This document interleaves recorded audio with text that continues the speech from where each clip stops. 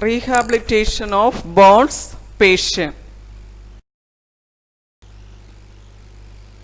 Goals of burns rehabilitation. So overall goal and short-term goals.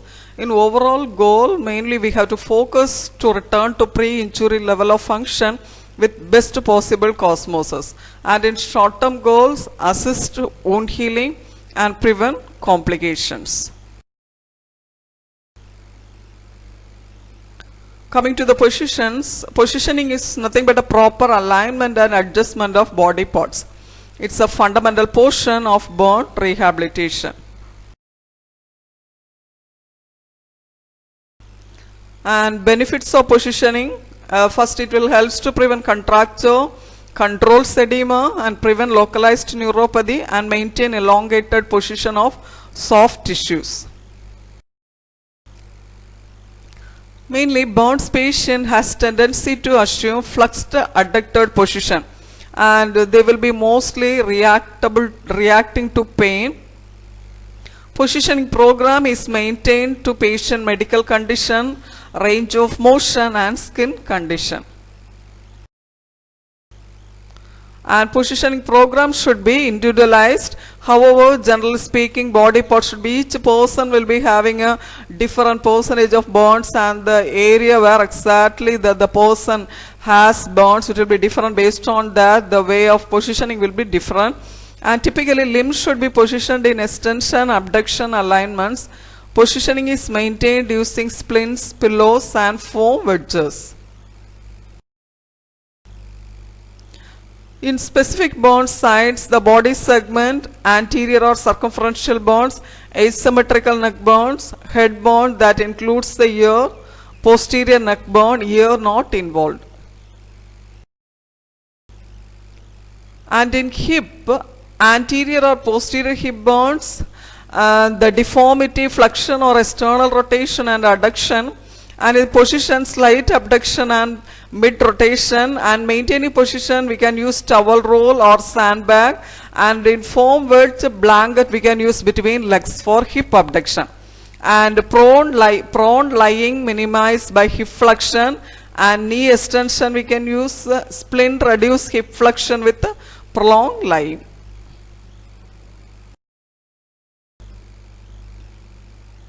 Second thing, splinting. The tools to support burned area, mainly to helps to position the joint and correct for the deformity.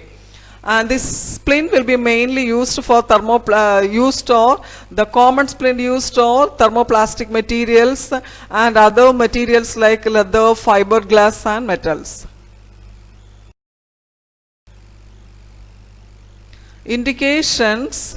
Indications differ with the different phases of rehabilitation like acute phase, wound healing phase, rehabilitation phase and reconstruction phase. In acute phase, mainly we will be use the splint, that is prophylactic role in if tendons and joint damage is suspected, and because of fluctuating edema, patient may be having fluctuating edema at this phase, splint should be modulable and not constrictive.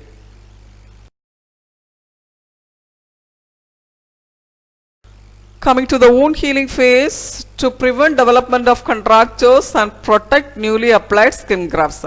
Here we have to avoid interference with healing by proper fitting. So select the proper length, edges rolled and flared away from skin.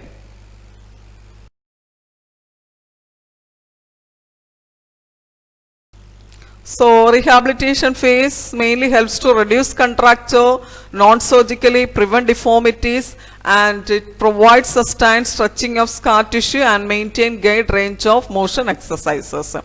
And if scar tissue tensile strength is poor, monitor for wound breakdown. And it also helps for fixation following release of contracture or reconstruction. In this case, we have to monitor the wound maceration. Third one is electrotherapeutic modalities. So several modalities will be useful for wound healing, basically HV, PGS, US therapy, ultraviolet radiation and laser therapy.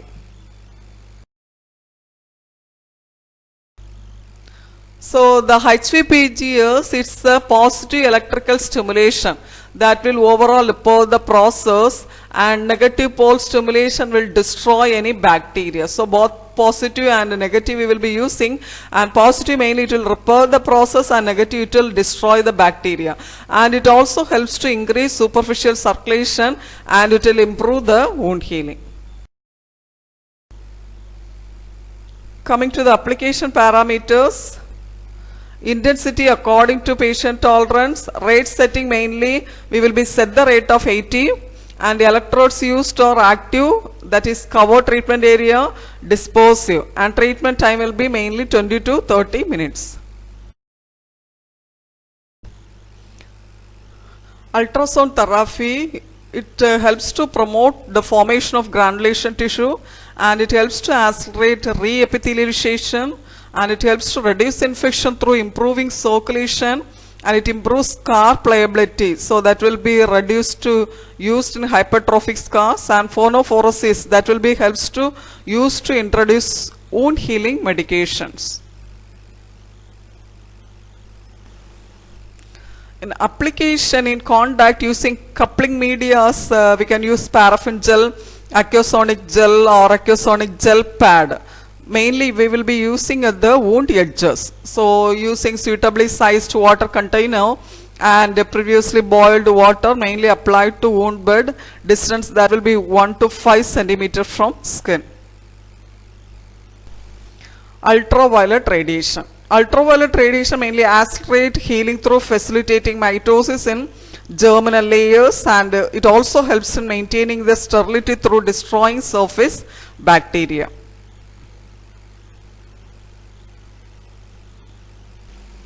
Thank you.